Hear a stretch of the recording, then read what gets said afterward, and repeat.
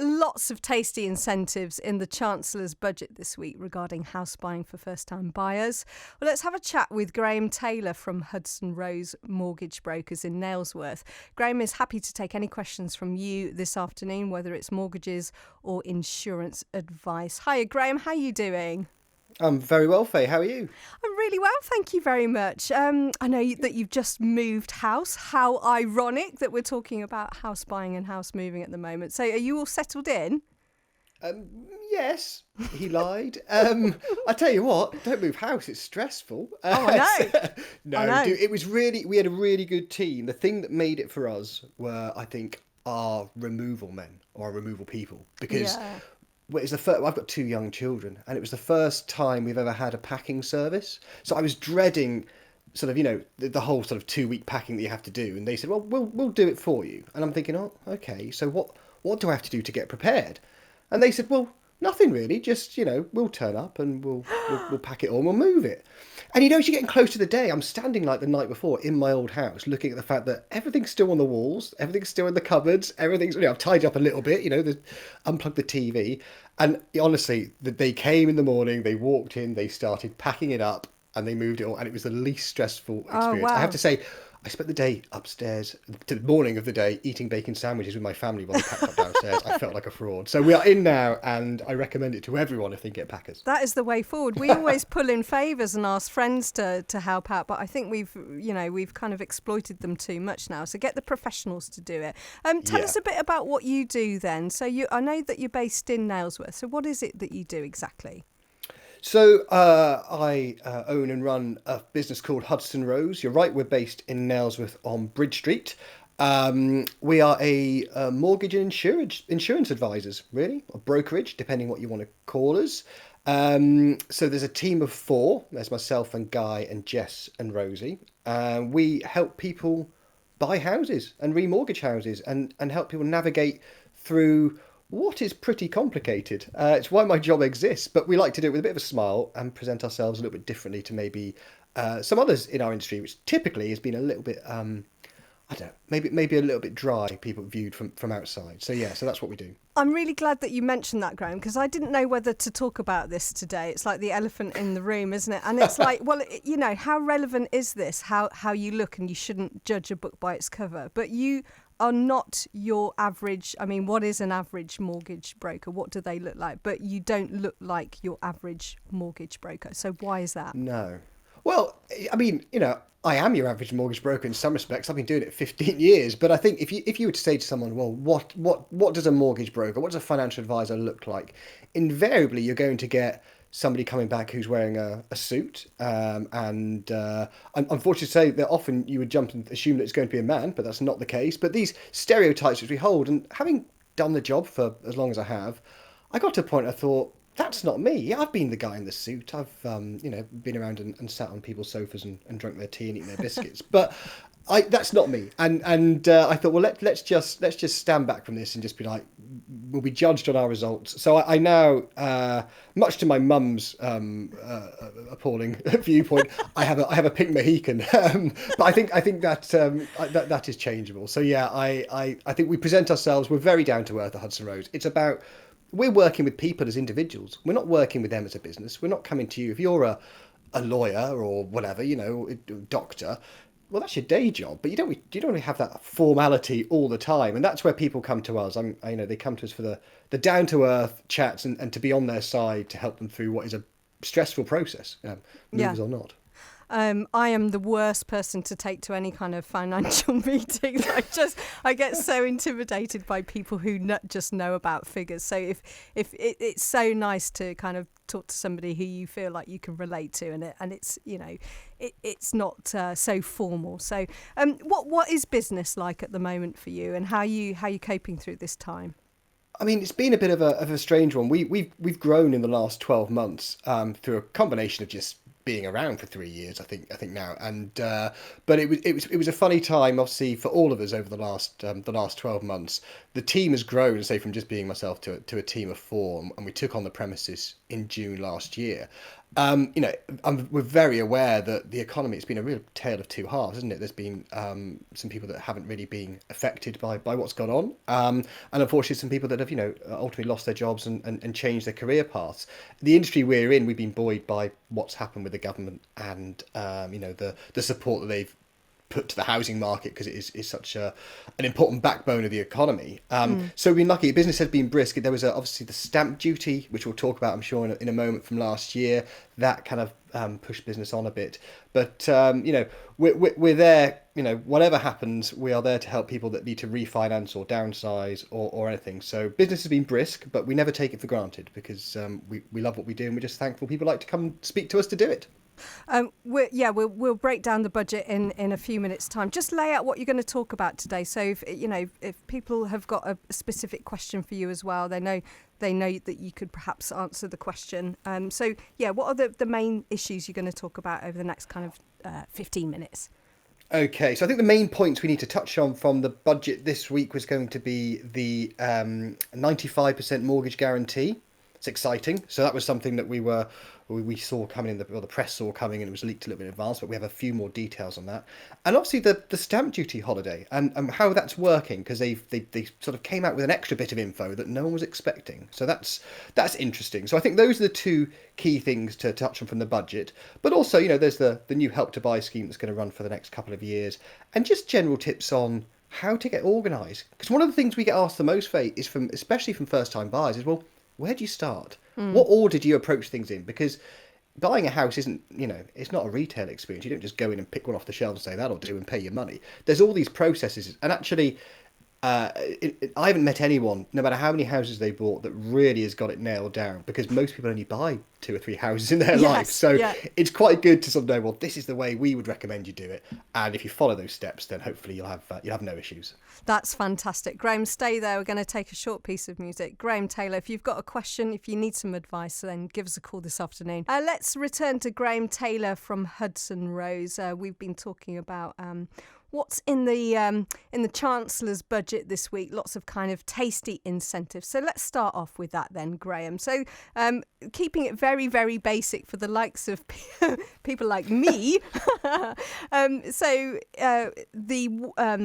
Help to Buy scheme. What's that all about, and what does it actually mean? How does it work? So, if we're talking about the Help to Buy scheme, and I'm going to confuse you a little bit here, Faye, because the Help to Buy scheme is something that's been around in many guises for a number of years, and that's just about new build properties, okay? And the Help to Buy scheme is now for first-time buyers only, and it means that with a 5% deposit, you can buy a property. The government put in further 20% equity loan, so they basically stick in 20% deposit for you on a new build house or flat, and then after 5 years, you can start paying a bit of interest, and when you sell the house, you pay back 20% of the sale price. Okay. That's Help to Buy. The interesting thing is what happened in the budget this week was they announced the 95% mortgage guarantee. Now, this is slightly different, okay, but equally as fun if you're a mortgage geek like me, all right? So what this does is that we used to have 95% mortgages offered by lenders. They had them on the high street. When coronavirus and COVID and all the things hit, they withdrew these rates and they haven't really come back. So what the government's done is to kind of kickstart the lenders into lending at 95% again. They've said, look, guys, if you lend at 95% rates, we're going to underwrite some of the risk in case you suffer any losses. And that'll allow you and give you the confidence to put these products, these 95% rates, back out on the market. So unlike the Help to Buy scheme, where the government are actually sticking some money into the house to help you buy it, this is more something for lenders to make sure they're happy and more comfortable and have less risk from their point of view. So the good thing is that from April, so it's like 3 weeks, we're going to see 95% mortgage rates come back into the market. You don't have to be a first-time buyer to access them. They're available for property purchase up to £600,000. And the Chancellor, Rishi, not that I know him personally, call him by his first name, said, he rang me up, he said, Graham, HSBC, Lloyds, NatWest and Santander are all there from the beginning of April with rates ready to go.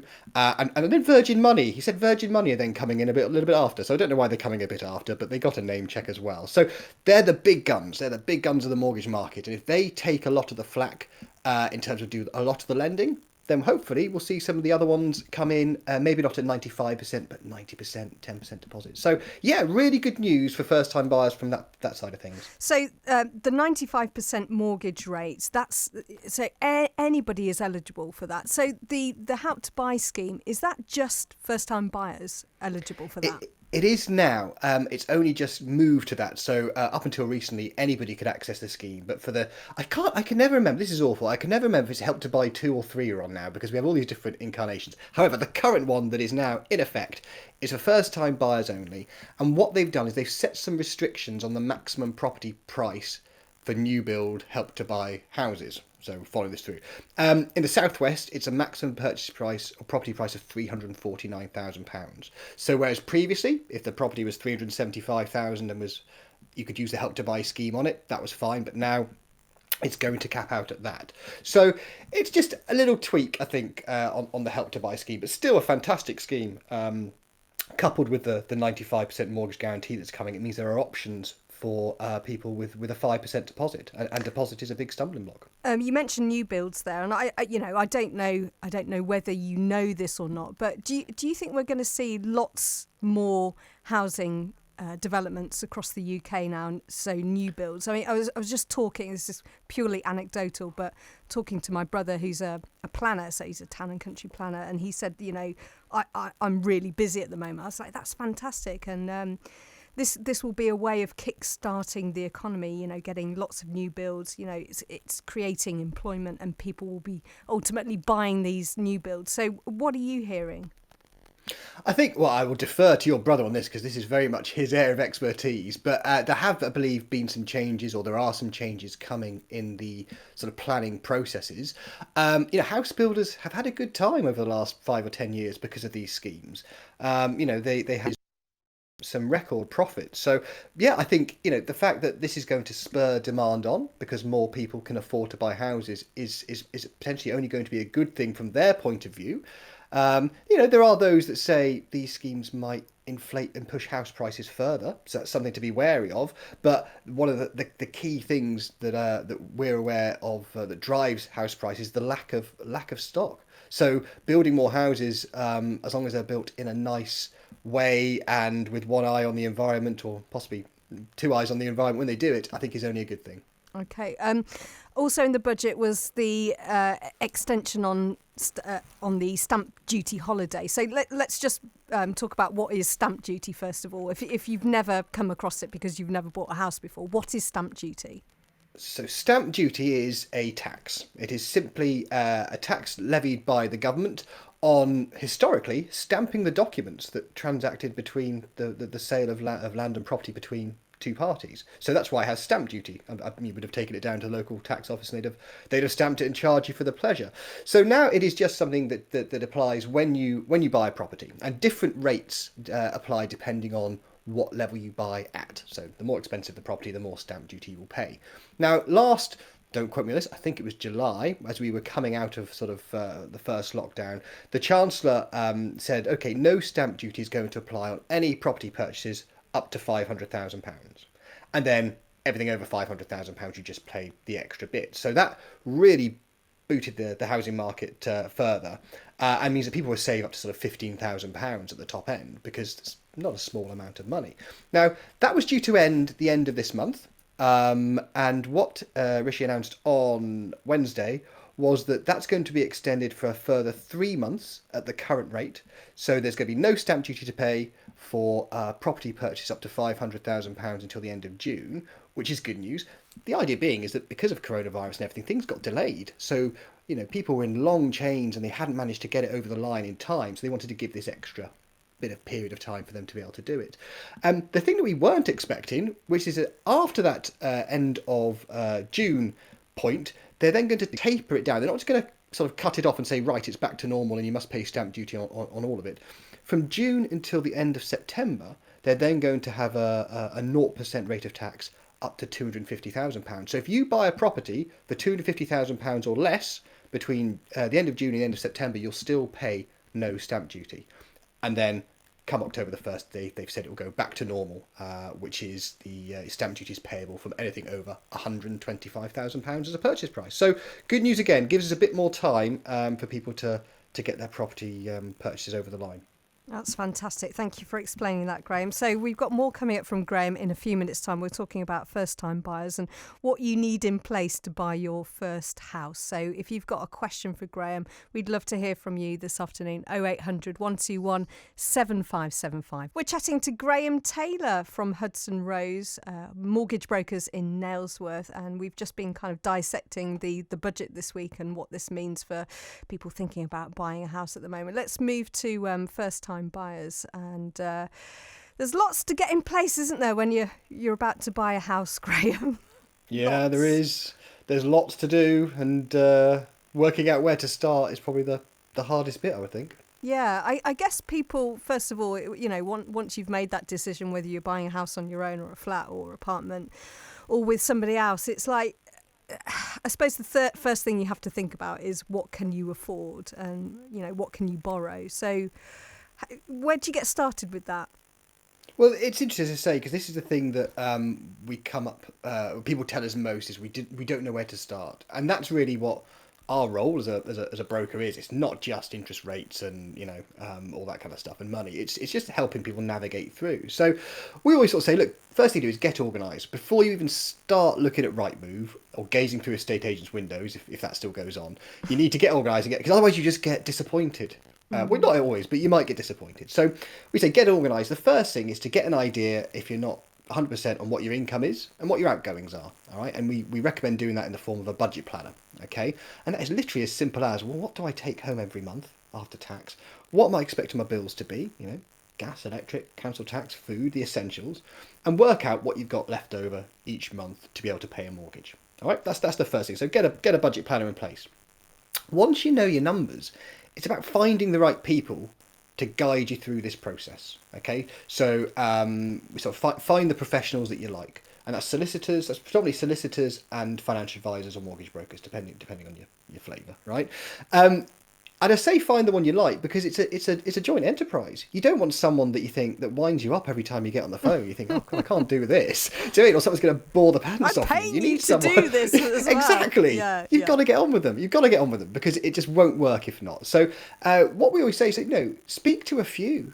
Speak to a few solicitors. Go with personal recommendation. That's always a good one. So if you know someone that's bought recently, same with your mortgage brokers, your mortgage advisors. If you know someone that's bought recently, ask them, how did they find them? What were they like? And then ring a couple up, ask them a few questions, get a feel for them. And you want to find someone that you think, yep, they're technically sound, they know what they're doing, but also they're commercially aware enough to get this over the line. Because the last thing you want is someone that has all the greatest skill in the world in their field, but doesn't ring you back or doesn't appreciate the transaction. So find the one, and then once you found the one you like, work with them. There's no benefit to having multiple people do things. Okay, you end up in a bit of a mess with that. So that's the first thing.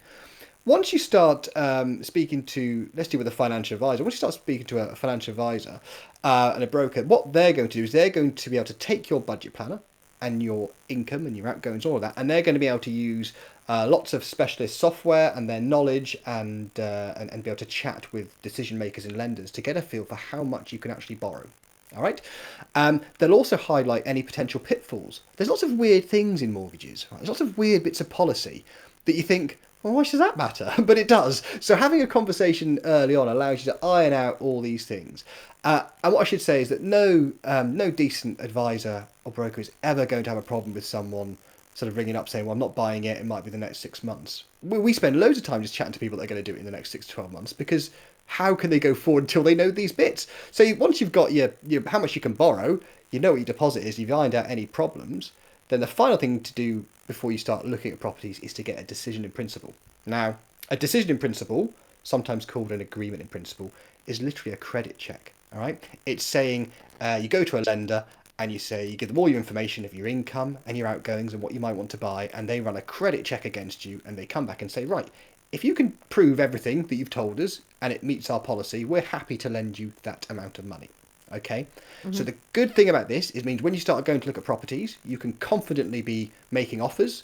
People are going to say, well, can you afford this? Do you know? And you can say, yep, here's my decision in principle certificate. I'm good to go.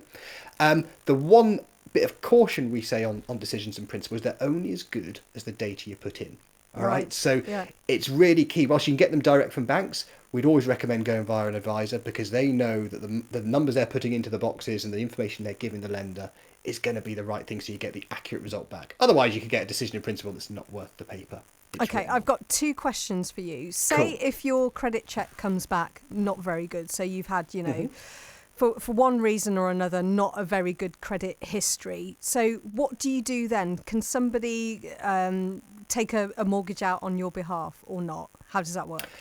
There are lenders for almost every situation. So when there are sort of things on the credit file that historically maybe not that appealing or as appealing to some lenders, you'll find that there's other lenders out there that will work with it. Okay, and that's when again you need to be speaking to the right people. So everything in most instances can be sorted out, and if it can't be sorted out there and then, it's just time. It's a matter of time to show that the credit file has repaired. But that's only in very kind of serious credit instances. There's lenders that specialise on called credit repair mortgages, and that's basically saying, look, if your credit hasn't been so good recently, we're still prepared to lend you some money now. It's going to be a higher interest rate, and then in a few years' time, when everything is, you've got some clear water between the credit problems and your current situation, then you just refinance back into the mainstream market, and you're able to get normal rates. So it's not the end of the world, but get the credit report in front of someone who can decode it for you and sort of navigate as to who's going to lend on what terms. Okay, that's reassuring and kind of offers hope to some people who may be listening to this. My other question is, how much money should you borrow, and kind of referring back to your budget planner. Now there was a kind of equation many years ago. It's like, well, you shouldn't spend more than a quarter of your wages, your take-home wages, on your mortgage or your rent or whatever. So what is that equation now? I bet it's a lot more than a quarter, isn't it? I don't know that equation offhand. With the old one we used to get was that you could only borrow 3.5 times your income, and that was like, or 3.75 times your income. And it was all in income multiples. It's really far more complicated than that. Everything's done with affordability calculations.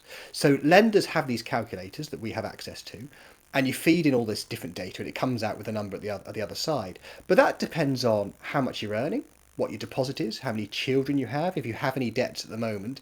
And what lenders can do is they can tweak that calculation to suit the sort of business they want to do. So if you think of all the lenders that are out there, and then you think each one of those has got a different affordability calculator, and each one of those wants to do different types of business, you can see pretty quickly how it can get quite complicated with all these different numbers flying around. So there's no hard and fast rule on affordability. You certainly don't want to be overstretching yourself, but lenders will build that into how much they're going to offer to lend you. So interest rates are really low at the moment, but they're not always going to be. So a lender will stress test the monthly payment at a higher interest rate to make sure that you can afford it in future. And again, a decent advisor in your corner is not going to suggest you go into anything that isn't sensible, because it's their name against the advice at the end of the day, and it's not the right thing to do. If it's not the right thing to do, you'll be told it's not the right thing to do.